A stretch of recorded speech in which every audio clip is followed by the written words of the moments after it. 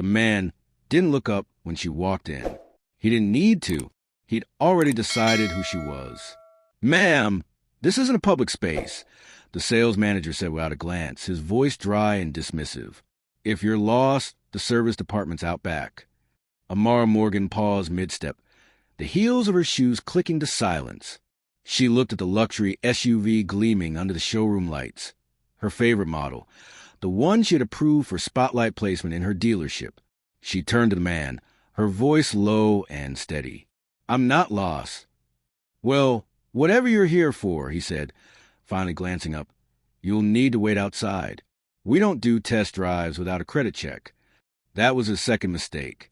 His first was assuming she didn't belong. She extended her hand slowly, revealing a slim leather folder. Inside, proof of ownership. Her name was on the deed. This wasn't just any dealership. It was hers. Before we continue, hit that subscribe button. Turn on your notification bell to get notified for more. Share to friends. Where are you watching from? Please tell us in the comments.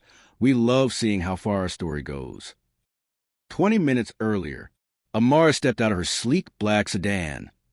Not the armored executive car she typically used, but something inconspicuous. Today wasn't about being recognized. It was about seeing the truth. The dealership was her latest acquisition. Morgan Lux Auto, formerly a struggling luxury chain swallowed up in her firm's expansion. Her team had flagged it for culture concerns, phrasing that usually meant bad customer service, worse leadership, and sometimes much worse. She chose not to enter through the executive side entrance. No boardroom today. No announcements. She walked into the front, dressed like any driven customer with taste. Pressed slacks, a crisp cream blouse, and a blazer sharp enough to cut glass. No designer logos. No grand entrance. She walked in as herself. Inside, the air carried that faintly artificial scent of new leather and old assumptions. Sales staff milled behind their desks. The place had the hushed tension of a showroom that looked perfect, but felt wrong. Amara paused in front of the cherry-red SUV at the center. It was a statement vehicle, and it was hers. She had signed off on its exact color, trim, and display strategy. But she didn't get long to admire it.